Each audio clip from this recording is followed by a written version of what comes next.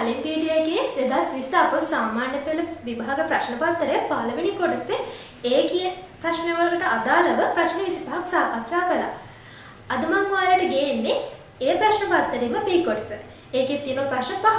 ඉතින් ඔයාලා මම හිතනවා පළවෙනි වීඩියෝ එකත් බලලා ඒකෙන් හොඳ දේවල් ඉගෙන ගත්තා කියලා. මම ලකුණු දෙන ක්‍රමයත් සහ ටයිමින් තියෙන විදිහත් ඒකේදී ඔයාලට කියලා දුන්නා. ඉතින් මේ සැරේ මේ වීඩියෝ එකත් ඒ විදිහටම තමයි සාකච්ඡාවක් මේ කියනවා. ඒ කියන්නේ ටයිමින් සහ ලකුණු දෙන විදිහත් එක තමයි මේ වීඩියෝ එකත් යන්නේ. වගේම ඔයාලට මම අදත් කියන්නේ ඩිස්ක්‍රිප්ෂන් බොක්ස් එකේ තියෙනවා 2020 පේපර් එකේ B කොටස. ඒක ටයිමින් තියලා කරලා ඔයාලා ඒ සාකච්ඡාව බලන්න. ඊට පස්සේ ඔයාලට ඔයාලගේ ප්‍රගතිය බලන්න පුළුවන්. ඒ වගේම එක සැරයක් විතරක් නෙමෙයි කීප සැරයක් ඒක කරලා ඒ පේපර් එක කරලා ඔයාගේ ප්‍රගතිය බලා ගන්න පුළුවන්. හරි. එහෙනම් අපි බලමු දැන් පේපර් එක කොහොමද කියලා. මම ඒකේ අර පළවෙනි පේපර් එකේ ඒ කොටසේ ඔක්කොම ලකුණු දෙන විදිහත් එක්ක ඒ පේපර් එක සාකච්ඡා කරලා ඉවරයි. දැන් ඔයාලට බලන්න පුළුවන් Tamanට 50න් කීයක් තියෙනවද කියලා. ඒක බලන්න. හරි. අපි ඊට කලින් බලමු B කොටසේ සාකච්ඡාව කොහොමද කියලා. හරි. අපි B කොටසේ හැම වෙලාවෙම මම ඔයාලට මගේ පළවෙනි වීඩියෝ එකේදීත් මම ඔයාලට මේක කියලා දුන්නා. ස්ට්‍රක්චර් කියන විදිය. ස්ට්‍රක්චර් කියන විදිය ගත්තොත් සාමාන්‍යයෙන් මේක ඔයගොල්ලෝ දන්නවා ව්‍යුහගත පේපර් එක තමයි අතරම එක ප්‍රශ්න පත්‍රයේ B කොටස කියලා කියන්නේ. ඒතර ඒකේ හැම වෙලාවෙම එන්නේ එකම විදිය. අපි දන්නවා බොහෝ දුරට එන්නේ පළවෙනි ගාන භාග ගාන. දැන් මේ පාරෙත් එහෙම තමයි ඇවිල්ලා තියෙන්නේ. ඊළඟට භාග ගාන. ඊළඟට අපිට මේ පේපර් එකේ එනවා වාරි 50 හරි හැම ගානක්. ඊට පස්සේ අර මෙතන තියෙන වර්ගඵලයේ ගානක් එනවා. ඊළඟට අපිට හැම වෙලාවෙම එනවා සංඛ්‍යාතයේ තියෙන ගානක්. ඊළඟට අන්තිමටම එනවා සංඛ්‍යාතය කුලක වලින් සමහරකට එන්න පුළුවන් කුලක. එහෙම නැත්නම් දැන් ගොඩක් වෙලට ඇවිල්ලා තියෙන ගානක් තමයි සම්භාවිතාවය. එතකොට දැන් මේ විදිහට මේ ප්‍රශ්න පහ හැමදාම එකම තමයි. ඉතින් ඔයාලට මේ ප්‍රශ්න පහ මේ විදිහට පුරු වුණාට පස්සේ හරිම පහසුයිනේ. හරි. අපි බලමු ගාන හැදෙන්නේ කොහොමද කියලා. B කොටසේ පළවෙනි ප්‍රශ්නයට අපි යමු. මොකද අපිට අනිවාර්යෙන් මේව අතාරින්න පුළුවන් ප්‍රශ්න නෙමෙයි. අනිවාර්ය ප්‍රශ්න නිසා හොඳට සූදානම් වෙන්න ඕනේ. ඔයාලා තව දෙයක් තමයි අපි අපේ ගණිතයේ ප්‍රශ්න පත්‍රයේට ඒ සාමාර්ථයක් ලබා ගන්න නම් අපිට ගොඩක්ම ફોකස් වෙන්න ඕන අපේ පළවෙනි කොටසට. මොකද ඒකෙන් තමයි ලොකු ලකුණු ප්‍රමාණයක් අපිට ලබා ගන්න පුළුවන්. ඒක ගත්ත. මොකද ඒකෙන් එන්නේ ඇත්තටම ඒකේ එන ලකුණු ප්‍රමාණය වැඩි. ඔයාලට දැන් මම සෙකන්ඩ් පේපර් එක සාකච්ඡා කරනකොට තේරෙයි හරිම චූටි ලකුණු ගණන් තමයි දෙන්නේ. මේක එහෙම නෙවෙයි. මේකේ කෙලින්ම ලකුණු ගණනක් දෙනවා ලොකු ලකුණු ගණනක්. දැන් මේකේ පළවෙනි කොටස් එකක් දැන් පළවෙනි ගණනක් කරාට ඕක කියන්නේ ගණන් පහම කරාට පස්සේ කෙලින්ම ලකුණු 50. අර ඒ විදිහට. හරි. අපි බලමු. ඒ නිසා ඔයාලා හොඳ ලකුණක් ලබා ගන්න උත්සාහ කරන්න ඕනේ. හරි. අපි එනම් පළවෙනි ගාන සාකච්ඡා කරමු. පළවෙනි ගාන ගත්තොත්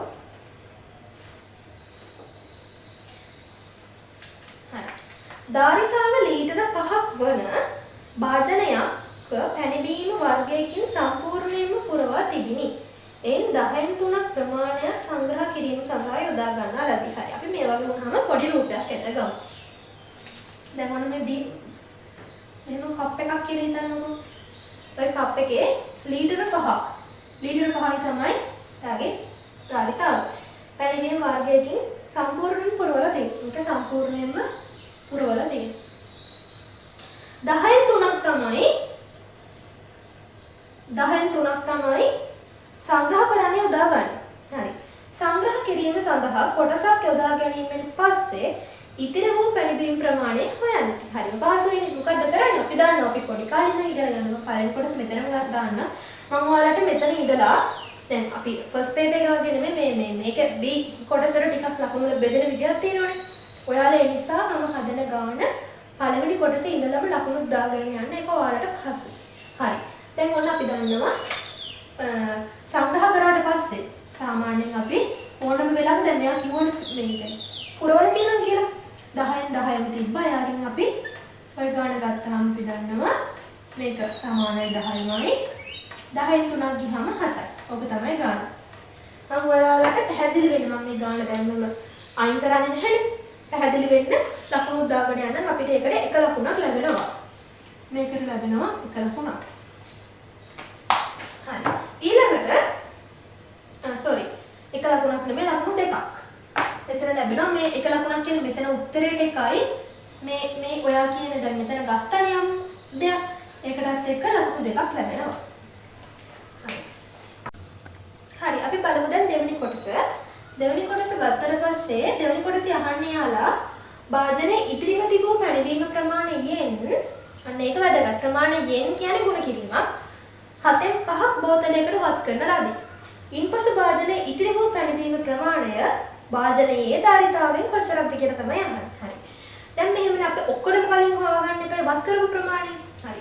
වත් කරපු ප්‍රමාණය කියන්නේ 10න් 7ක් දැන් මේ කියන මේ එකේ භාජනයේ 10න් 3ක් සංග්‍රහ කරලා පස්සේ 10න් 7ක් තිබ්බා. හරි. එහෙනම් ඒ 10න් 7න් කියන එක ගුණ කිරීමක් විදියට ඇවි 7න් 5ක් තමයි යා තවත් බෝතලයකට දැම්මේ. එතකොට මේකට කැපුණා මෙතන තියෙනවා භාගයක්. තවත් බෝතලයකට දැම්මනේ. එතකොට දාපු ප්‍රමාණය තමයි භාගය. ඒ භාගය ඇත්තටම එන්නේ මේකේ. කණිකරකින් තමයි එන්නේ. ඊට පස්සේ අහන්නේ පැනවීම දැන් ඊට පස්සේ භාජන ඉතුරු වුණාට දැන් ඇත්තටම කොහොම මේ භාජන අපි සංග්‍රහ කරා 10න් 3ක්. ඊට පස්සේ අං ගාණක් තියලා ඒකින් බෝතලයකට දැම්මා. ඒ දාපු ප්‍රමාණය මේක. එහෙම කතාවක් විදිහට යන්න. ඊට පස්සේ අහන්නේ දැන් තියෙන ප්‍රමාණයයි අහන්නේ. හරි. දැන් තියෙන ප්‍රමාණය කියලා කියන්නේ අපිට මෙහෙමනේ. දැන් තියෙන ප්‍රමාණය හොයන්න අපි ඇත්තටම කිව්වොත් මේ කියන තනිකරකෙන් අර ගිය ටික අඩු කරන්න හරි. එකක් තමයි සංග්‍රහ කරා මෙච්චරක්. තවත් එකකට දාපු ප්‍රමාණය මෙච්චරක්. අපිට දෙකෙන් එක දාන්න නැතුව ඇත්තටම මෙහෙමත් පුළුවන් මේක හදාගන්න. මෙයා 10නේ. මෙයා 10 කරන්නේ මොකද කරන්නේ? උඩ යට 5න් වැඩි කරනවා. එතකොට 5යි 10. ඔහොම හදාගන්න පුළුවන් නේ. ඒක අපිට පහසුයි. මේක 5 මේක 10. හරි. එතකොට මොකද මේක වෙන්නේ? 10 කියන්නේ 10 මෙතන හැදෙනවා 5යි 3යි 8යි 10. ඒ කියන්නේ ඕක තමයි දැන් ඉතිරි වෙලා තියෙන ප්‍රමාණය. භාජනයේ ධාරිතාවය කොච්චරක් දැන් තියෙනවද? හැම වෙලාවෙම භාජනයේ ධාරිතාව කියන එක හරි වැදගත්. මොකද ඒකත් එක්ක තමයි යන්නේ. ඒකයි මම මේ තනිකරක් කෙනා ගත්තේ. හරි. බලමු ලකුණු ලැබෙන විදිහ. ලකුණු ලැබෙන විදිහ ගත්තොත් මෙතනදී ඔයාලට මෙතන ඔයාලා වත් කරපු ප්‍රමාණය දැන් මම මෙහෙම ඇත්තටම කිව්වට අපි සාමාන්‍ය වගන්තිලියනනේ ගන්නෙ. වත් කරන ප්‍රමාණය මෙතන අපි හොයාගත්තට අපිට එක ලකුණක් ලැබෙනවා. මේවා උඩින්ල මම ඔයාලට දීලා තියෙන හින්දා ඒක පැහැදිලිව සටහන් කරගන්න. ඊට පස්සේ ඉතිරි කොටසට දැන් ඔයාලා මේකෙන් අඩු කරානේ. අන්න එතන ළඟ දීලා තියෙන ලකුණු දෙක. ඊළඟට උත්තරේට දීලා තියෙන ලකුණු එකක්. එතකොට ඔයාලා ඔයාගේ පළවෙනි කොටසට 2යි දෙවෙනි කොටසට 4යි. ඒ කියන්නේ 6යි අපි එතකොට අනිත් කොටසට 4ක් ලැබෙන්න ඕන. අපි බලමු. ඒක වෙන විදිය. හරි. දැන් මේක ඔයාලා සටහන් කරගන්න. මේ ලකුණු දීලා තියෙන විදිහත් එක්ක. හරි. අපි බලමු දැන් තුන්වෙනි කොටස. දැන් මේ වගේ වුණාට පස්සේ අපි ගොඩක් දුරට අපි කලින් හදාගත්ත කොටස් ටික කොහොමද කියලා අපි සටහන් කරගන්න එක වැදගත්. ඒ කියන්නේ දැන් ඇත්තටම දැන් සංග්‍රහ කරා 10න් 3ක් මට 10න් 5ක් ආව අර බෝතලෙට දාපු ප්‍රමාණයනේ. වෙනම තවත් බෝතලයකට දාපු ප්‍රමාණය 10න් 5ක් ආවා. 10න් 3ක් ආව සංග්‍රහ කරපු එක. ඇත්තටම දැන් ඉතුරු වෙලා තිබ්බේ 10න් 2යි. දැන් 10න් 2 අපි මේ වගේ පොඩි සටහනක් දාගමු පැත්තකින්. මොකද ඒක වැදගත්. මේක ඉස්සරහින් උනා ලියන්න. පැණිබීම. ඊට පස්සේ මේක ඉස්සරහින් උනා ලියන්න ඉතුරු වුණු. ඉතුරු. අර ඒ වගේ ලියාගත්තාම අපිට පොඩ්ඩක් ඔලුවට එනවා මේක තමයි කියලා. දැන් මම දන්න විදිහට මේකෙන් 10න් 3ක් සංග්‍රහ කරා. මේකෙන් තවත් බෝතලයකට දැම්ම 10න් 5ක්. දැන් මේකේ තියෙන්නේ 10න් 2. තමයි වෙලා තියෙන්නේ. හරි.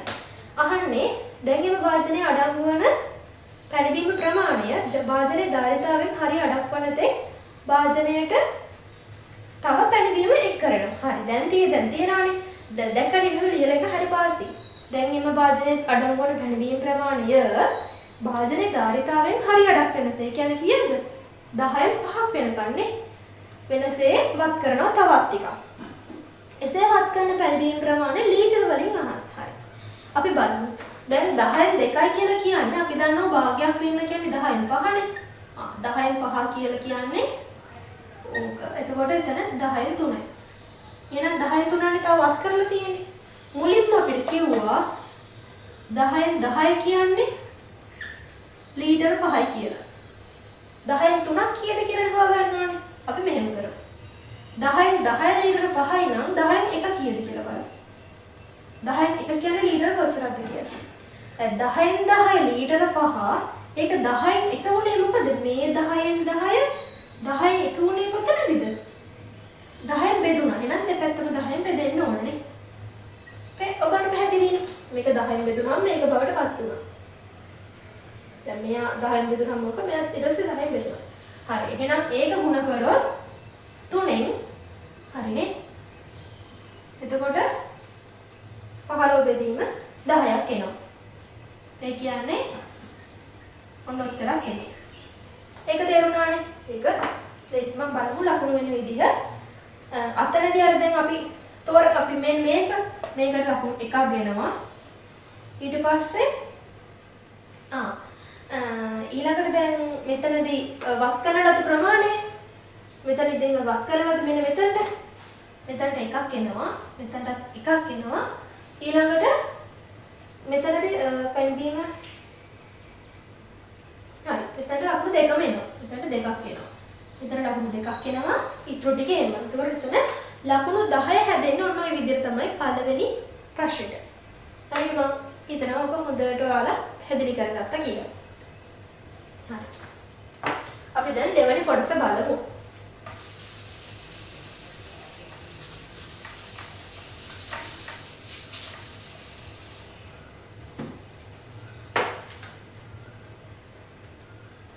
දෙවෙනි ප්‍රශ්නය. දෙවෙනි ප්‍රශ්නේ උන අහලා තියෙනවා පාස්තරයක් දීලා තියෙනවා. හරි අපි මේක ඇඳගමු.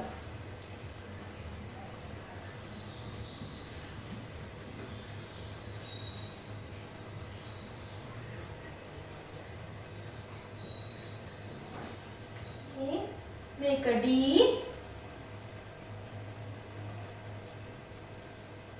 මෙතනදී මෙහෙම ටිකක් තියෙනවා. ඊළඟට මෙතන B C මෙතන මීටර 7යි මෙතන මීටර 7යි ඊළඟට හරි ඔන්න ඔය විදිහට තමයි තීක තියෙන රූපේ.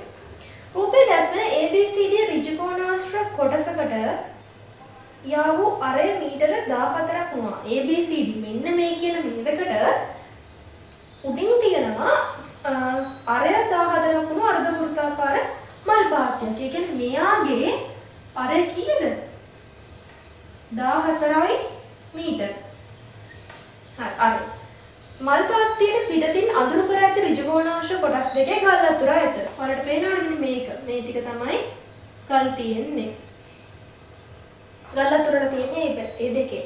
හරි දැන් අපි හදමු. දැන් මෙයාලා දීලා තියෙනවා මෙන්න මේ වගේ මේ දත්තෙත් හරි වැදගත්. phi සමානයි 7/22 කියලා අපි හදාගෙන ඉන්න ඕනේ. හරි බලමු හරි ප්‍රශ්න. මල් පාත්‍ය ඍජුකෝණාශ්‍රකාර කොටසේ BC වල දිග. BC හරි.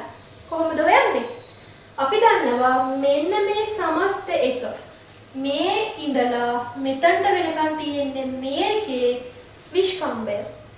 නේ? ඒකට විස්කම්බය නේද තියෙන්නේ. එහෙනම් අරය 14යි නම් විස්කම්බය කියන්නේ කීයද?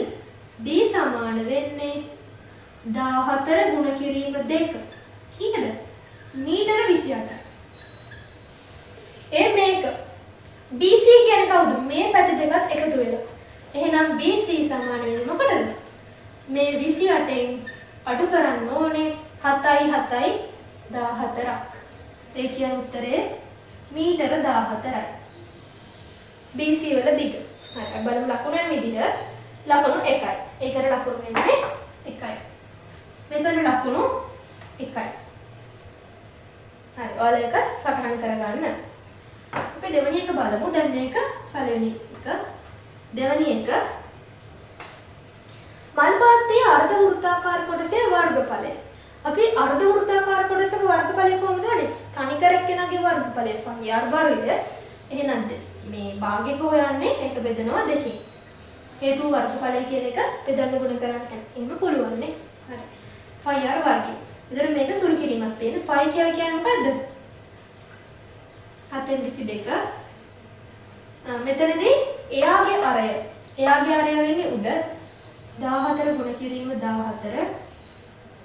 බෙදීම 2 වෙනකොට මම මේක බෙදීම 2 කියලා ගන්නවා. ඒක ප්‍රශ්නයක් නෑ. 1 2 2 22 14. 14 වරක් 2 28යි 2ක් ඉතිරි. 14 වරක් 2 28යි 2යි 30යි. මීටර. ඕක තමයි වර්ගඵලය. බලමු අපි ලකුණු දෙන විදිහ. මෙතන මේ සූත්‍රය ගන්නවට ලකුණු 1යි. උත්තරය ගන්නවට ලකුණු 1යි. එහෙමයි එන්නේ. හරි. අපි බලමු දැන් තුන්වෙනි කොටස. තුන්වෙනි කොටස මම මෙන්න මෙතන හදනවා.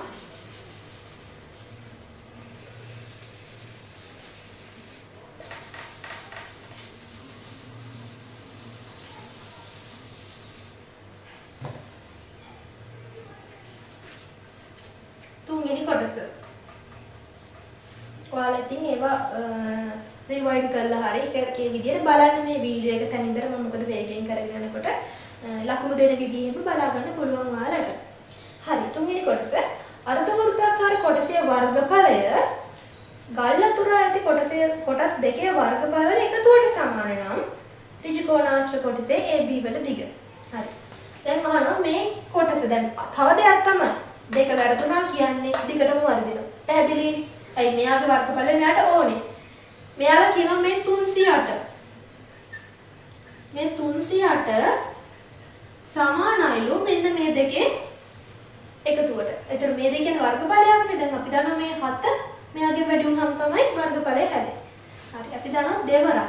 එකම විදිහට තියෙන හින්දා අපි දෙවරක් බලමු. මෙතන 7 ගුණ කිරීම මේ 7 ගුණ කරන්න ඕනේ AB කිරීමනේ. එතකොට අපි දන්නවා අපි අතර කලින් සුළු කිරීමත් එක්ක ගත්තත් අපි මේ 22 වරක් 14ට 308 ආවේ.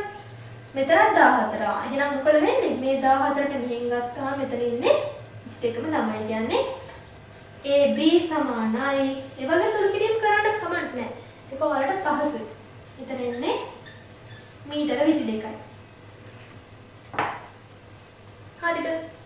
බලමු අපි උත්තර එකේ වෙන විදිය. දැන් මෙතනට එකක් දෙනවා. මෙයාට එකක් දෙනවා. ඒ විදිහට තමයි ලකුණු එන්නේ. හරි අන්තිම කොටස මම මෙතන හදන්නම්.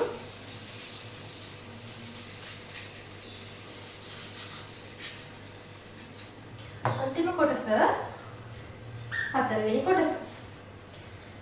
මුළු මල් පාත්තියේ පරිමිතිය සොයා එම පරිමිතියට සමාන පරිමිතියක් ඇති අර්ධ වෘත්තයේ විස්කම්භයට සමාන පළලක් ඇති. ඒක පොඩි කතාවක් තියෙනවා හිමීට බලමු. මුළු මල් පාත්තියේ පරිමිතිය සොයා. හරි ඉස්සෙල්ලා මේක වහන්න එපා. මුළු මල් පාත්තියේ පරිමිතිය කියන වටේ දෙගනේ. එතකොට මේක ඔහොම තමයි එන්නේ. බලමු ඉස්සෙල්ලාම ඒක. අපි බලමු පරිමිතිය මම p කියලා දෙනවා. ඒකේ p කියලා දුන්නොත් මොකද එන්නේ? මේක කියන්නේ දැන් මෙතනින් එන්නේ ඇත්තටම අර්ධ වෘත්තයනේ. එතකොට අපි ඡාපය දිගේ ඇත්තටම කලින් එහෙම හොයාගත්තේ නැහැනේ. ඒ නිසා අපිට හොයන්න වෙනවා. ඡාපය දිගේ කොහොමද හොයන්නේ? මෙතන 2πr ගේ 5r දාගෙන එන්නේ. කෙලින් 5r කියලා ගමු. 5 කියන්නේ එතන 7න් 22යි. r කියන්නේ එයාගේ 14යි. එයාට එකතු කරන්න ඕනේ මෙන්න මෙතන තියෙන දැන් AB නේ අපිට AB ආවා 22ක්. අපිට ඕන නම් මෙතන AB මෙතනත් තියෙනවා. එහෙනම් 22 දෙකෙන් කෙලින්ම 44යි. ඒවා අපේ හිතෙන් ගත්තට කමක් නැහැ. මොකද ඕ ලෙවල්නේ. ඒ නිසා හිතෙන් ගත්තට කමක් නැහැ. ඊළඟට දැන් මේ දෙපැත්ත 22 44 එක හරි. ඊට පස්සේ මේක BC අපි කලින් හොයාගත්තා. දැන් මෙතන මගේ තියුණාට මම කියන්නම් BC වල දෙක 14යි. BC 14යි මේ චූටි දෙක යාලා දීලා තිනවා. එතන 14යි. කෙලින්ම 28යි කියලා ගමු. එහෙනම් පරිමිතිය කීයද? මෙතන 2යි. එතකොට 22 වරක් 2 44යි. 88යි 88යි 88යි 28යි කොහොමද? 88යි 28යි කියලා කියන්නේ 88යි 28යි එකතු කරාම 116ක් මීටර එනවා මේ තනිකර එක්කෙනාගේ පරිමිතිය. අපි මේක ලියාගමු. නැත්නම් අපිට ඕක අමතක වෙනවා. 116ක් මීටර එනවා තනිකර පරිමිතිය. මම මෙතන ලියන මේකේ P 116යි මීටර කියලා ගත්තා. හරිද? අහන්නේ දැන් අපි තාම කතාවේ තාම ටිකක් යන්න තියෙනවානේ. දැන් මේ සමාන පරිමිතියක් ඇති අර්ධ වෘත්තයේ විස්කම්භයට සමාන පළලක් ඇති. අර්ධ වෘත්තය කියන්නේ මෙයානේ. එයාගේ විස්කම්භය කියන්නේ කවුද? 28යිනේ. ඒ විස්කම්භයට සමාන පළලක් ඇති. අපි පළල අපි ගමු D කියලා. ඒකට දැන් මේ සමාන පළලක් ඇති. එතකොට අර්ධ වෘත්තයේ විස්කම්භයට සමාන පළලක් ඇති. 28යිනේ. එතකොට මේක පළලක් වුණාම එතන 28යි එන්නේ කෙලින්ම 28යි මීටර 28ක් එනවා. එතකොට එතන ඒ දත්තෙත් මම හොයාගත්තා. මීටර 28යි. මීටර 28ක් කියලා කියන්නේ එතන පළල. එතන ඍජුකෝණාශ්‍රයක දිග. හරි. දැන් කොහොමද හොයන්නේ? හරිම පහසුයි. දැන් මම මේක හොයාගත්තා 116යි. මෙයා තව දිගකින් වැඩි වුණාම මේක එන්න ඕනේ නේ. 116 28ෙන් බෙදුවාම හරි. අපි බලමු මේක හදලා.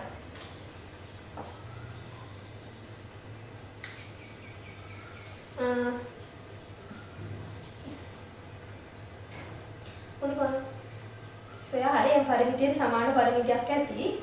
අර්ධ වෘත්තයේ විස්කම්භයට සමාන පළලක් ඇති. එතකොට පරිමිතියනේ. හරි. මෙතන පරිමිතිය. හරි වර්ගඵලයනේ මෙයා මේක හොඳට මතක තියාගන්න. දැන් මේ ටික හරි කියලා මම හිතනවා. දැන් ඇත්තටම දැන් මම මේ තුන්වෙනි ගානම කරනවා. මොකද ඒක හරි ඇති ඔයාලා. එතකොට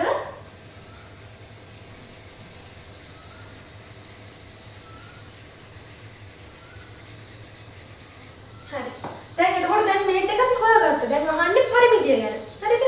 පරිමිතිය කොහොමද හොයන්නේ? දැන් මෙතන අපි පරිමිතියක් ගත්තට පස්සේ මේ වේගක මේක A නම් මෙයත් A, මෙයා B නම් මෙයත් B.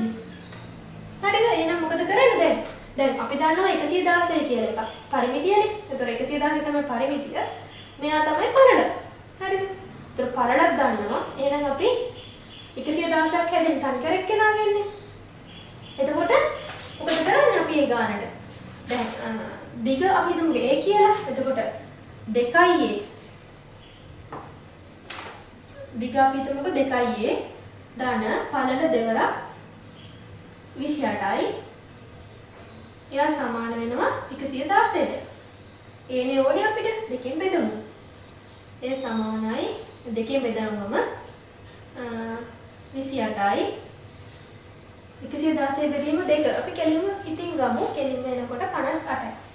එතකොට ඒ කියන්නේ ඒ සමාන වෙන්නේ 58න් 28ක් ගියාම මීටර 30ට. ඒ කියන්නේ යාගේ දිග මීටර 30යි. එතකොට මම යාගේ ලකුණු වෙන විදිහ කියන්නම්. එතන ලකුණු වෙන්නේ ඇත්තටම මෙතනදී මේ පරිමිතිය ඒ ටික හොයනකොට ලකුණු දෙකක් එනවා. ඒ වෙන ලකුණු දෙකක් එනවා ඒ ටිකේදී. ඊට පස්සේ මෙතන දැන් ඒක හොයලා උත්තරයක් ගන්නවනේ. මෙයාට 1යි. ඊළඟට මෙතනදී මම මේක මම කරේ. මෙතනදී 1යි. උත්තරයට 1යි. ඔක්කොම ලකුණු එතන 5ක් ලැබෙනවා. ඒ විදිහට තමයි අපේ දෙවෙනි කොටස හැදිලා තියෙන්නේ. ඒක දෙවෙනි එකෙන් තමයි හැදිලා තියෙන්නේ. හරි. අපි දැන් යමු තුන්වෙනි එකට.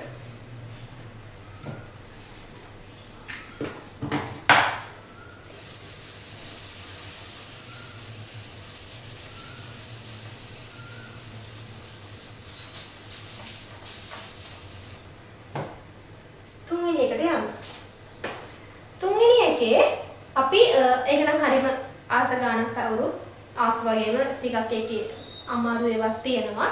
ඔයාලට බලන්නකෝ දැන් වරි පණක් ගන්න තමයි ඊළඟට යන්නේ. හරි. තුන්වෙනි ගාන. දැන් තව එතකොට අපිට ගණන් 3යි තියෙන්නේ. හරි. එක්තරා නගර සභාවක් නිවාස සඳහා ඒවායේ වාර්ෂික තක්සේරු වටිනාකමෙන් 12ක වරි පණම් බදු මුදලක් වාර්ෂිකව අය කරා. අවුරුද්දකට. ඔය කියන චූටි වචනේ පවා අපේ ඔළුවේ හොඳට තියෙනවනේ නැත්තම් ගාන වර්ධින්න පුළුවන්. 12ක වරි පණම් يعني වාර්ෂික තමයි ඒක. හරි. බලමු. පළවෙනි ගාන. පළවෙනි එක කමල් සතු නිවසේ වාර්ෂික තක්සේරු වටිනාකම 15000යි. එහෙනම් වාර්ෂික වරිපණම් මුදල කොහොමද ගන්නෙ? රුපියල් 15000යිනේ. රුපියල් 15000යි. ඒ රුපියල් 15000න් 112 වාර්ෂිකනේ කෙලින්ම අහලා තියෙන්නේ. 112. ඒ කියන්නේ මේ දෙකට මේ දෙක කැපුණා. කෙලින්ම රුපියල් 12.0.0යි 12.5යි 12.18 රුපියල් 1800යි. ලකුණු ලැබෙන්නේ ඇත්තටම මෙතනට ලකුණු 1යි මෙතනට ලකුණු 1යි. ලකුණු 2යි. ඊළඟට 2 එවන හරිම සරලයිනේ. ඉතින් බලන්න. ඊළඟට කමල් තම නිවස මාසික කුලිය රුපියල් 9000 බැගින් වර්ෂයකට කුලියට දී. එයා මාසයකට 9000 ගානේ අවුරුද්දක වර්ෂයකට කුලියට දී මුළු කුලිය මුදල එකවර ලබා ගන්නවා. එයා මාසයකට 9000කට දීලා අවුරුද්දකට කියන්නේ මාස 12නේ එකවර ගන්නවා. නිවසේ වාර්ෂික වරිපණ වනම් වදු මුදල ගෙවා නිවසේ නඩත්තු කටයුතු සඳහා රුපියල් 8200ක් වියදම් කළ පසු ඉතිරි වෙන මුදල දැන් එයා මේ කියන මේ නිවස ඇත්තටම දැන් එයාගේ ගත්තොත් එයාගේ නිවස එතකොට දැන් ඒ නිවස එයා මොකද කරන්නේ නිවසේ වාර්ෂික වරිපණ මුදල ගෙවයි. කියන්නේ එයාගේ නිවස එයා කාට හරි කුලියට දෙයිලා අපි එහෙම ඉඳලා අපි හැම වෙලාවෙම ගණන් වලදී කරන්න අපිට කතාවක් විදිහට හදාගෙන එහෙම කරන්න. එතකොට ඔයාලටත් ඒක හරිම පහසුයි. දැන් ඔයා හිතන්නේ තමම තමයි කම. එතකොට මම මොකද කරන්නේ? මම මගේ ගෙදර කුලියට දෙනවා රුපියල් 9000 ගානේ. එතකොට එයා ඒ මුළු කුලියම මාස 12කම එක සැරේ අරගෙන අවුරුද්දටම තියෙන වරිපණ මුදල ගෙවනවා. ගෙවුවට පස්සේ නඩත්තු සඳහා 8200ක් එයා වියදම් කරනවා. එහෙනම් ඉතුරු හරිම ලේසියිනේ. බලමු අපි ඉස්සෙල්ලා මොකද කරන්න ඕනේ? ඉස්සෙල්ලාම ගන්න ඕනේ එයාට ලැබෙන වාර්ෂික කුලිය. අපි මේකෙදි වගන්ති ලියලා දැන් ඇත්තටම කිව්වොත් මේ ස්ට්‍රක්චර් කියන්නේ මේක ස්ට්‍රක්චර් පේපර් එක. ඒතකොට එතනදී චූටි ඉඩක් තියෙන. ඉතින් අපි වගන්ති ලියලා ඉන්නත් අවශ්‍ය නැහැ නේ. කෙලින්ම ලියන්න. නමුත් ඔයාගේ ඔළුවේ තියාගන්න මේ මොකටද මම කරේ කියලා. පොඩියට ලියාගන්න මම මොකටද මේක ලිව්වේ කියලා. දැන් අපි ගත්තොත් වර්ෂයටම කුලිය. අනේ විදිහට ලියාගන්න. කුලිය සමාන වෙන රුපියල් 9000 ගානේ. 9000 ගානේ 12. අපි සුළු කරගෙනත් යමු. එතකොට 12.0.0යි 120යි මෙතන 108. ඔන්න ඔය ගානක් යට ලැබෙනවා. දැන් අපි බලන්න ඕනේ වර්ෂයටම වරිපණ.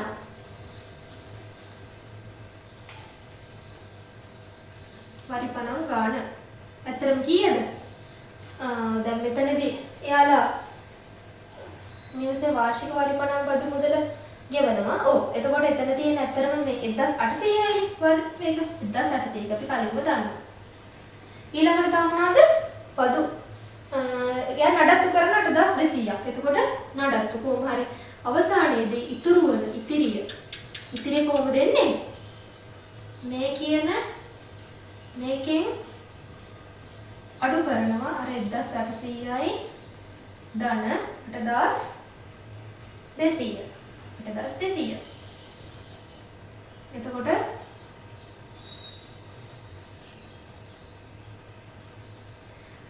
8200යි 800යි 9000යි 9000යි තර 10000යි. 10000 කියන උත්තරේ 1,08,000කින් 10000 ගිහාම ලක්ෂයයි ලක්ෂයෙන් ගත්තාම 98,000. ඉතින් රුපියල් නම් අනිවාර්යයෙන්ම වැදගත්. 98,000 තමයි උත්තරේ එන්නේ. අපි ලකුණු වෙන විදිය බලමු. කුලිය මුදල මෙතනට අපි ගත්ත කර ලකුණු 1යි. ඊළඟට එනවා ලකුණු ඉතුරු මුදල. දැන් අපි ඒක හොයත් ගත්තානේ මෙතන. මෙතනට 1යි ඊට පස්සේ මෙතන ඉතුරු මුදල අපි ගත්තට 1යි ලකුණු මෙතන 1යි. ඒතකොට ඒකේ සමස්ත ලකුණු 4ක් එනවා. පළවෙනි එකට ලකුණු 2ක් ආවා. දැන් එකට 4ක්.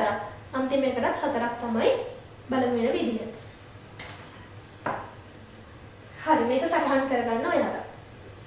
මාත් එක්කම යන්න. එතකොට මේවා කොහෙටද කියලා යන්න පුළුවන්. දැන් ඇත්තටම මේක පැහැදිලි නැතත් ඔයාලගේ සිහිය තිබ්බොත් මේක පැහැදිලි වෙයි. මම ඒකත් බලනවා. මොකද ඔයාලා ඒක තේරුම් ගන්න නිසා හැම වෙලාවෙම තමන් හදන එකත් එක්ක මේ දේ බල බල සිහියෙන් යන්න. එතකොට ඔයාලට හරි පහසුයි. හරි. මම දැන් තුන්වෙනි කොටසට යනවා. තුන්වෙනි කොටස ගත්තොත් කමල්ට ඉතිරි වෙන මුදල කොටසක මිල. දැන් උන කොටස් වලද කොටටත් යනවා. ඉතුරු වෙන මුදල අන්න ඉතුරු වෙන මුදලට සම්බන්ධයි. මුදල කොටසක මිල රුපියල් 40ක් වන සමාගමක කොටස් මිලදී ගන්න යොදන. වර්ෂයක් අවසානයේ උඩ 7350ක ලාභාංශ ආදායමක් ලැබෙනවා. සමාගම කොටසක් සඳහා වාර්ෂිකව ගෙවන ලාභාංශ මුදල කොපමණද? හරි. ඉස්සෙල්ලා මොකද කරන්නේ? ඉතුරු මුදල අපිට තියෙනවානේ. ඉතුරු මුදල දැන් ඒ මුදලම රුපියල් 40ක් ගෙවන තැනක මේ ආයෝජනය කරනෝනේ. ඉස්සෙල්ලාම බලන්න ඕනේ කොටස් ගන්නනේ. ඇත්තටම ඉතුරු මුදල අපිට ආවේ 98000. එතකොට අපි බලන්න ඕනේ කොටස් ගන්න. කොටස් ගන්න හොයන්නේ කොහොමද? 98000ක් අපි තැන්පත් කරා. ඒ 98000 කොටසක මිල රුපියල් 40. ඒකෙන් බෙදුවා.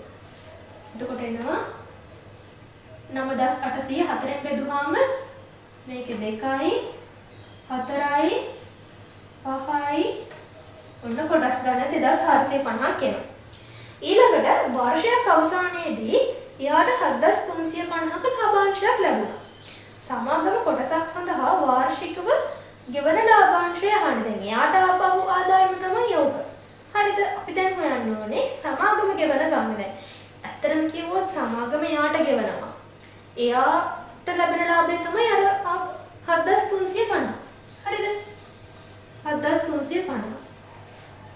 ඇත්තටම ඒක කොහොමද හොයන්නේ? දැන් රුපියල් 7350 කියලා ලාභයක් ආවනේ. ඒ ලාභය කියන්නේ සමාගම ගෙවපු නිසානේ. දැන් එයා සමාගම හිතන්න තමන් තමයි කමල්. මම කොටස් දැන් මට මෙච්චර කොටස් ආවනේ. කොටස් මම මෙච්චර තැම්පත් කරා. ඒ තැම්පත් කරපු එකට එයාලා මට යම් ගාණක් දුන්නා. ඒ කියන්නේ මම 40ට දුන්නට ඊට වැඩි ගාණක් ඉඳන් මට ලාභයක් ලැබෙන්නේ. එතකොට ඒ මට ගාණ දුන්නා. දුන්නාට පස්සේ අන්තිම 7350 බලනකොට ඒක කොටස් ගාණෙන් බෙදුවම එයාලා දුන්න එක අපිට ලැබෙනවානේ. හරි. එතකොට ඒක කරන්නේ 2450න් බෙදලා. 245 ඒවා ඒකට ගන්නෙ. එතකොට එතන එනවා රුපියල් 3ක්. නිකන් ඒක අදහස ගන්න පුළුවන් අහන්නේ ලාභාංශ මුදල. හරි. ලකුණු එතන වට ලැබෙනවා. කොටස් ගානට 1යි. කොටස් හෙව්වට 1යි. උත්තරේ ගත්තට 1යි. මෙතන එකට 1යි. ලකුණු 4ක් ලැබෙනවා.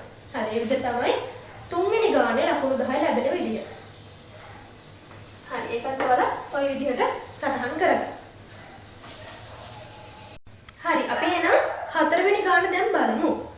හතරවෙනි ගානේ ගත්තොත් ඒකේ අපිට තියෙන්නේ සම්භාවිතාවය ගැන. මේක ඇත්තටම විශේෂ ගානක්. මොකද මේකේ යම් විශේෂත්වයක් තියෙන එක තැනක. මම ඔයාලට කියලා දෙන්න. දැන් මේකේ තියෙන්නේ ඇත්තටම ළමයින් සඳහා වුණු සාදයකදී බෑගයක් තුල වූ බෝල අතරින් අඹු ලෙස එක් බෝලයක් ඉවතටගෙන එය ආපසු නොදමා තවත් බෝලයක් අඹු ලෙස ඉවතට ගන්නවන්න. එතන හරිය වැදගත්. අපි බෝලේ දැම්මොත් එන නියදී අවකාශය වෙනස්. ඒක දැම්මේ නැත්නම් ඒක වෙන විදිහකට එන්නේ. හරි. ඒ විදිහට ඒකයි මම ඔයාලට ඒක විශේෂත්වය කියලා කිව්වේ. හරි. අපි බලමු දැන් මෙයාලා කියනවා බෝල පහකුත් දෙය තියෙනවා. අපි දැන් නියදී අවකාශය අඳිමු කොහොමද කියලා. පළවෙනි ප්‍රශ්නේ අහලා තියෙන්නේ නියදී අවකාශය ගැන. නියදී අවකාශය ගත්තට පස්සේ මේ එකම විදිහට අපි යන්නේ. අපි තුන් මේක පළවෙනි එක මේක දෙවෙනි අවස්ථාව කියලා.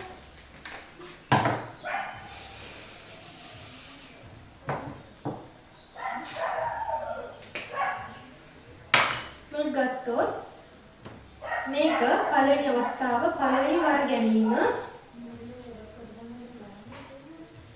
මේක දෙවෙනි වර ගැනීම. හරි. උත්තරේ පහයි. හරි. මෙතන අපි තියෙනවා R1 R2 B Y R1 R2 B Y ඔන්න ඔය විදිහට තමයි ඔක යන්නේ. හරි. නියත අවකාශයක් හඳිනකොට දැන් අපි දන්නවා එකක් දාලා ගත්තේ නැහැ. එහෙනම් මොකද වෙන්නේ? මෙන්න මෙතන මේ පොයින්ට් එක. මෙයා මෙතනින්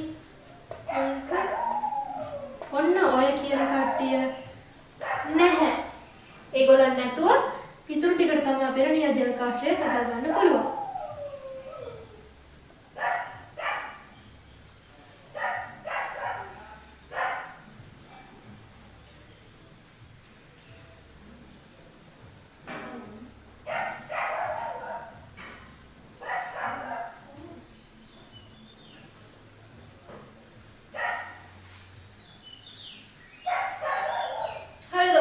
තමයි නියද අවකාශය එන්නේ මෙතනදී.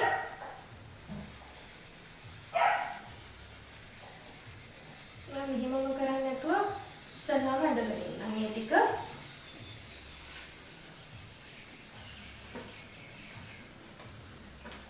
මෙතන එන්නේ නැහැ මෙයා. මේ පළවෙනි එකේ නැත්නම් මෙතන මේ ටික එනවනේ.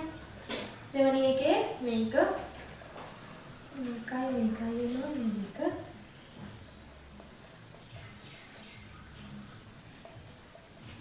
ඔය ටික. ඒතකොට මෙන්න මේක එන්නේ නැහැ. ඒක තමයි නියද අවකාශය වෙන එක. හරි. එතකොට ඒකට ලකුණු වෙනවා අපිට. දැන් මේ විදිහට ලස්සනට කියන්නේ ගානට මාක් කරාට පස්සේ එක ලකුණක් ලැබෙනවා. හරි බලමු ඊළඟ ප්‍රශ්නේ. ක්‍රීඩාවෙන් ජය ගැනීමට නම් පළමු බෝලය නිල් බෝලයක්. හරි.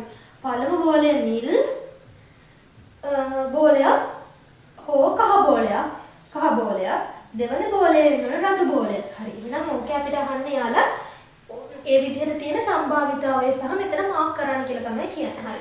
මොකද්ද වෙන්නේ? dy. ඒතකොට මේ දෙන්නගේ මේ උඩට ගන්නවා r වලට. එතකොට අපිට තියෙන මෙන්න මේ ඒ ටික තමයි තියෙන්නේ. හරිද? හරි. දැන් මේක සම්භාවිතාවය කියන අපි දන්නවා මේක 25ක් තිබ්බට 5ක් නෑ. එහෙනම් 20යි. 20න් ඒ සම්භාවිතාවය කියන්නේ 4ට ලියන්න පුළුවන්. එහෙම නැත්නම් ඕකත් උත්තරේ ලියන්න පුළුවන්. හරි. එතකොට අපිට මේ කියන නියද අවකාශයෙන්කට එක ලකුණක් ලැබෙනවා. ඊළඟට අපිට ඔයාලට කියන්න යන විදිහ සම්භාවිතාවය නිවැරදිව පෙන්වුවට දෙකක් ලැබෙනවා. මෙතන ඇන්දට එකක් ලැබෙනවා. හරි. ඒ විදිහට තමයි ලකුණු 4 බෙදෙන්නේ. හරි. දැන් අපි බලමු B කොටස. දැන් ඒක ඔයාලා සටහන් කරගන්න.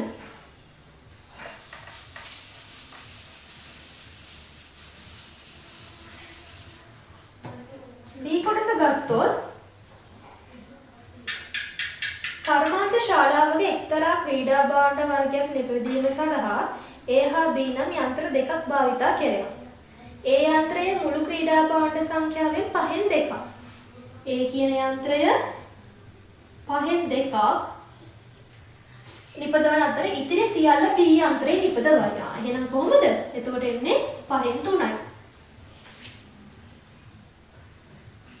ඉතිරි සියල්ල ඒ යන්ත්‍රයෙන් නිපදවන ක්‍රීඩා භාණ්ඩ දෝෂ සහිත එකක් වීමේ සම්භාවිතාවය 16න් 1යි. ඒ යන්ත්‍රයේ දෝෂ සහිත එකක් වෙන එක 16න් 1යි. B යන්ත්‍රයෙන් නිපදවන එකක් දෝෂ සහිත වෙන එක 36න් 1යි. ඕක තමයි අපේ විස්තරය. හරි. දැන් ඒගොල්ලෝ කියන්නේ එක අහන්නේ ඉහළ තොරතුරු භාවිතයෙන් අසම්පූර්ණ රුක් සටහන් නම් ඒගොල්ලන් දැන් දීලා තියෙනවනේ. ඒක දීර්ඝ කරලා දාන එක තමයි කියන්නේ. අපි මෙහෙම කරමු. අපි ඒක අපේ යාළුවාගේ දැන් අසම්පූර්ණ එක මම ඔයාලට එහෙම කරන්නේ නැතුව මේක හැදෙන විදිය මුලින්ම කියලා දෙන්නම්. එතකොට යාළුවාගේ එක අපිට ඇත්තටම කියන්නේ යාළුවාගේ අසම්පූර්ණ රුක් සටහන තමයි අපි දික් කරන්නේ. නමුත් මම ඒක ඒගොල්ලන්ගේ මේ පේපර් එකේ තියෙන ටික නැතුව මම තනිකර එක කියලා දෙන්නම් හැදෙන විදිය. ඇත්තටම කිව්වොත් දැන් A B නේ. උතර මොකද වෙන්නේ? මේ විදියට දෙකක් එනවා. උතර මේක A මේක B. හරිද? එතකොට මෙතනදී එක්කෙනෙක් 5න් 2යි.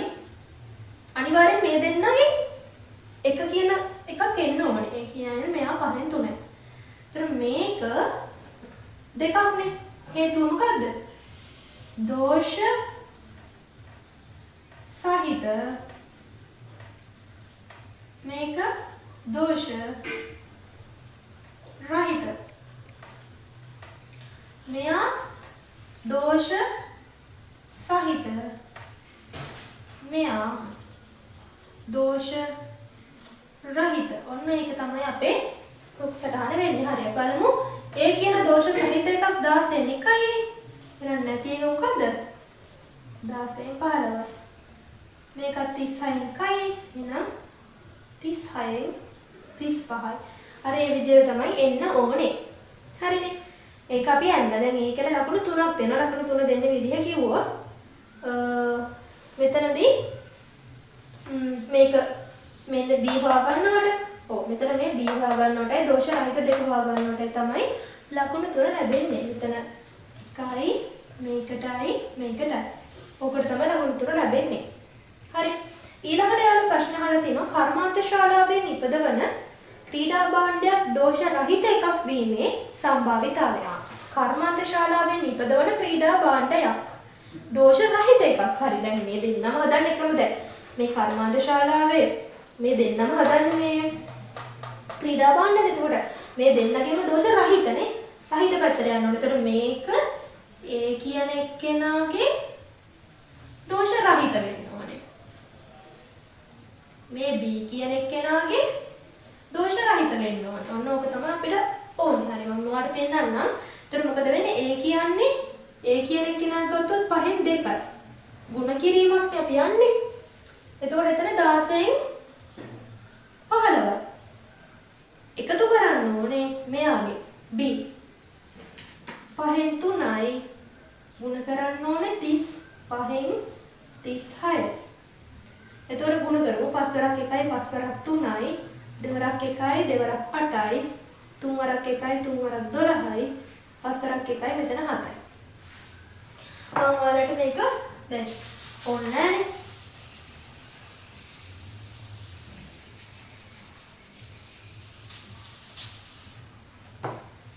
කොහොමද ආවේ? එතනදී 5න් 2 මේ A එයාගේ දෝෂ නැති එක මේක එයාට එකතු කරන්න ඕනේ B 5න් 3 එයාගේ දෝෂ නැති එක මේක. හරිනේ. බලමු සුළු කරලා. මෙතන 3යි මෙතන 8යි 3 වරක් 1යි මෙතන 12යි 5 වරක් 1යි මෙතන 7යි. පස්සේ මෙතන 3 බෙදීම 8 ධන 12 බෙදීම 7. ඔකනේ. හරි. එතකොට මේක අන්තිමට සුළු වුණාට පස්සේ අපි 12 වරක් 8 අරගෙන අපි හදාගමු. හරිද? 12 වරක් 8 96යිනේ. 96 12 වරක් 36යි 56යි. එතකොට 1යි 5යි 63යි 9යි 92 බෙදීම 96යි. 92 බෙදීම 96 කියලා ඉන්නේ. එතකොට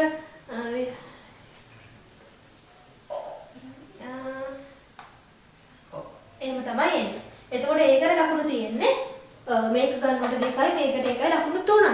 එතකොට මේ විදිහට තමයි මේ 10ම හැදිලා තියෙන්නේ. හරි. මේක තමයි උත්තරේ. මෙතනට 1 ලකුණක් මේ සමස්තය ගන්නකොට ලකුණු 2ක්. ඕම තමයි තියෙන්නේ. හරි. මේ 4 වෙනි ගානත් ඉවරයි.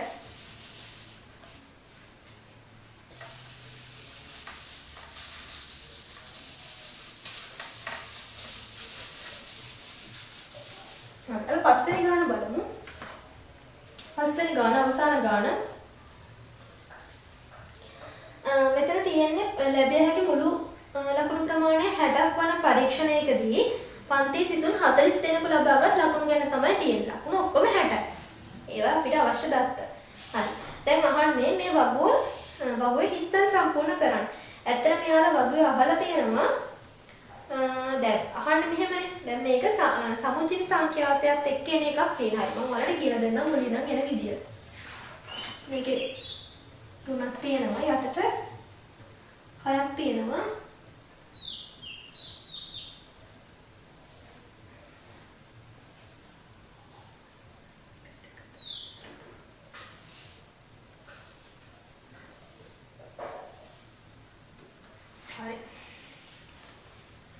බිංදුව ඉඳලා 10ට ඊළඟට 10 ඉඳලා 20ට මේක නිකම උත්තරේ දාන්න නැතුව මම ඔයාලට කියලා දෙන්නම් එන විදිහ.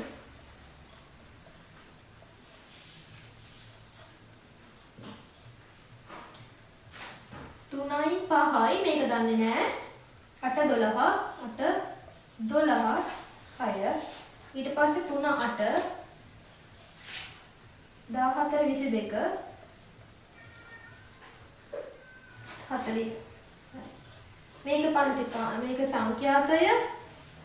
ඊට පස්සේ මේක සමුච්චිත සංඛ්‍යාතය. මේක පන්ති.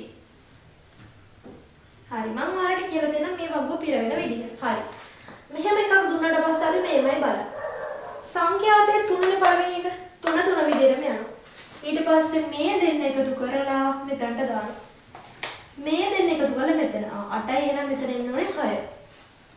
ඊට පස්සේ අපි මේ දෙන්න එකතු කරලා මෙතනට දානවා. කොහොමද එන්නේ? 4යි 34. උත්තර එහෙනම් මේකයි. ඔය උත්තර දෙකට එක බැගින් ලකුණු දෙකක් හම්බ වෙනවා. ඒක තමයි පළවෙනි ප්‍රශ්නේ.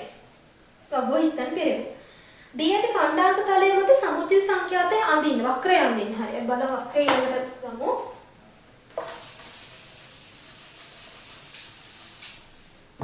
වක්‍රය ගත්තොත්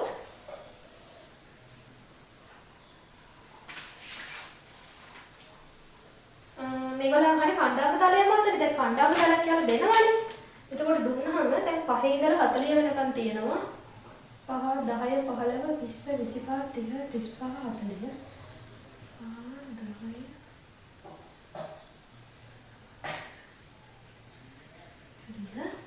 ඊට පස්සේ තියෙනවා 60 වෙනකන් 50 60 10 20 30 40 50 60 හරි මම එතකොට දැන් අපිට අඳින්නට තියෙන මේක හරි බලමු කොහොමද කියන්නේ කියලා මෙතනදී බිංදුව 10 බිංදුව 10 කියන මේකට දැන් මේක සමුච්චිත සංඛ්‍යාතය මේක සමුච්චිත මේක පන්ති එතකොට අපි ගත්තොත් බිංදුව 10 බිංදුව 10 කියන එකට තුන්වෙනි එක දෙන්න ඕනේ දැන් මේක කොටු දලක් දෙන්නේ මේක දැන් මේ බෝඩ් එකේ හොම්නෙත් තුනට ඔයාලගේ පේපර් එකේ කොටු දලක් දෙනවා බිංදුව 10ට 3 එතකොට බිංදුව 10ට ඔයාලා බලන්න ඕනේ ඔහොම මෙතනින් ගිහලා 3 ඔය විදිහට එක වක්‍රයක් එනවා. හරිද? අපි මේ වක්‍රය මෙතනින් පටන් ගන්නත් ඕනේ. වක්‍රය ඔය විදිහට ඔහොම ඔයගොල්ලෝ ඇඳ ගන්න වක්‍රය නම් අඳින්න දන්නවනේ. වක්‍රය දැන් බිංදුව 10ට 3 කියන. ඊට පස්සේ 10 20ට 8 කියන. මේව සෙට් වෙවි තනිකර වක්‍රය හදා ගන්න පුළුවන්. හරි. මේ වක්‍රය ගත්තොත් ඒ වක්‍රය හොඳට වක්‍ර වෙන්න ඕනේ. මේ වගේ තැන්වල කියන්නේ ඒව ගානට එහෙම වෙන්න ඕනේ. ඒවට ලකුණු එන්නේ කොහොමද කිව්වොත් ලක්ෂ ඔස්සේ යන්න ඕනේ. එක ලකුණක්. ඊට පස්සේ මේ බිංදුව අනිවාර්යෙන් මෙතන එක ලකුණක් ඊට පස්සේ ලක්ෂ ඔස්සේ තව ලකුණක්. ඊට පස්සේ සුමට වක්‍රයක් වෙන්න ඕනේ. සමහර ළමයිගේ වක්‍ර තියෙනවා දැන් පැන්සල උනත් තුඩ මහතේක එපා. තුඩ හීනයකින් ගත්තොත් ඒක සුමටයි. එතකොට එතනට ලකුණු එක අර වක්‍රය හැදෙන්න දෙන්න ලකුණු 3ක් දෙනවා. ඒක තමයි ඒකේ විදිහ. අපි ඊළඟ ප්‍රශ්නට යමු. වක්‍රය ඇසුරින් දැන් අපිට කරන්න තියෙන ලකුණු 45ට වැඩියෙන් ලබාගත් සිසුන්ට ත්‍යාගයක් පිරිනමනවා නම් ඒ සඳහා තෝරා ගන්න සිසුන් සංඛ්‍යාව. හරි. 45ට වැඩි. බලමු. එතකොට ලකුණු නෙමෙයි තියෙන්නේ. ඒතර ලකුණු ඒ ටික තියෙනකොට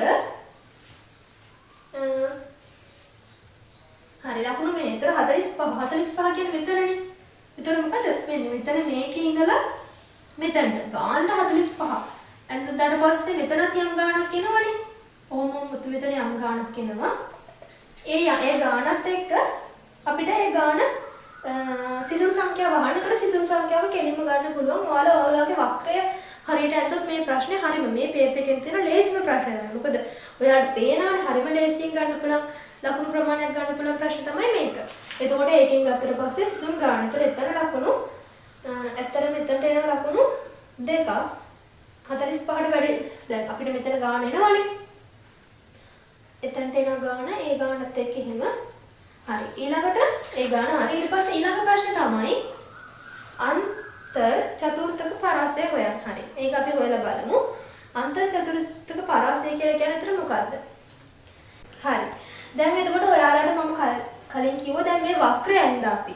එතකොට දැන් මේ වක්‍රයට අපි ආවා 45ට වැඩි සිසුන් ඒකත් හොයාගත්තා. හරි. දැන් දෙවෙනි කොටසෙන් අහලා තියෙන්නේ අන්තර් චතුර්ථක පරාසය. හරි. ඒක හොයන්නේ මෙහෙමයි. ඒක හොයන්නේ මම ඔයාලට Q1 කියලා එකක් කියලා දෙනවා. Q2 කියලා එකක් කියලා දෙනවා. Q1 හොයන්නේ අපි මේ Q1. Q2 ගෙන් Q1 අඩු කිරීම තමයි අන්තර් චතුර්ථක පරාසය කියලා කියන්නේ. හරි. ඒක ඇත්තටම හදන්නේ මෙහෙමයි. අපි Q1 මොකද කියලා බලමු ඉස්සෙල්ලාම. Q1 කියලා කියන්නේ දැන් අපි මේ සමුච්චිත මේ සංඛ්‍යාත තියෙනවනේ. ඒ සංඛ්‍යාතයෙන් තමයි අපි බලන්නේ. එතකොට දැන් අපි තනිකර කියන 46නේ. 40න් Q1 කියලා කියන 40න් පංගු. මේ 4න් පංගු කියන අදහස. එතකොට දැන් 40 එතකොට 40න් 4න් පංගුවක් කියලා කියන්නේ 10. එතකොට 10 වුණාට පස්සේ එතන මේ 10 තියෙනවා. 10න් කොහොම ගිහිල්ලා මෙතනට එන සම්බන්ධ වෙන එක්කෙනාට තමයි කියන්නේ. එතන අපිට ආවා 23ක්. Q2 කියලා කියන්නේ මේ 40ම 4න් 2 අවස්ථාව. ඒක ආවමට දැන් එතකොට 20නේ. මේ 20ත් එක්ක කොහොම ආවම 40 ඒකදී ආව 47ක් ආවා. 47ක් මේකට ආව 24ක්. හරිද? එතකොට එතනදී Q2 ඍණ Q1 තමයි ඕක වෙන්නේ. එතකොට 44 ඍණ 24. ඒ කියන්නේ කීයද? 23යි. පරාසය වෙන්නේ 23. මේක සමහර ළමයට වෙනස් වෙන්න පුළුවන්. මේ 24 23 වෙන්න පුළුවන්. 47 46 ඒ විදිහට පොඩි වෙනසක් වෙන්න පුළුවන්. ඒ අදාළ අයගේ වක්‍රයත් එක්ක. හරි. එතකොට ඒකේ ලකුණු බෙදෙන විදිය කිව්වොත් මෙතන එකත් එක්ක ලකුණු 3ක්. ඒ කියන්නේ මෙතනට එක ලකුණයි, මෙතනට එක ලකුණයි, මෙතනට එක ලකුණයි. එතකොට ලකුණු 3ක් තමයි එතනදී ලැබෙන්නේ. ඔයාලා දැක්කා 2020 පළවෙනි එකේ B කොටස සාකච්ඡා කරා මම ප්‍රශ්න පහම. දැන් ඔයාලට තියෙන්නේ ඒ ප්‍රශ්න පහ හොඳට බලා ගන්න තමයි තියෙන්නේ. දැන් මම ඒ සාකච්ඡාව කරපු විදිහත් එක්ක ඔයාලගේ ලකුණු බලාගෙන කොහොමද කියලා ටයිමින් ලකුණු දෙකම හොඳට හදාගන්න. ඒ වගේම තමයි මම ඊළඟට සැරේ තව වීඩියෝ එකකින් ගේන්නේ 2020 ප්‍රශ්න පත්‍රයේම දෙවෙනි කොටස තමයි. ඒක ගොඩක්ම ඔයාලා දන්නවා. ඒක තමයි සාමාන්‍යයෙන් සංකීර්ණ ප්‍රශ්න පත්‍රයකට දෙන මුළු ප්‍රශ්න පත්‍රෙම. ඉතින් මම ඔයාලට ඒකත් ගේන ඊළඟ වීඩියෝ එකකින් ඔයාලා ඒ නිසා මම කලින් කිව්වා වගේ කමෙන්ට් එකක් දාලා මගේ මේ වීඩියෝ එක ගැන හොඳ නරක ඉදිරිපත් කරන්න. එතකොට මට ඔයාලගේ ප්‍රගතිය වර්ධනය කරගන්න මටත් උදව් කරන්න පුළුවන් තව අලුත් දේවල් කරලා. ඉතින් එහෙනම් 2020 අපේ සාමාන්‍ය පෙළ දෙවනි කොටසත් එක්ක මම තවත් වීඩියෝ එකකින් එන්නම්. එතකන් ඔයාලට සුබ දවසක්.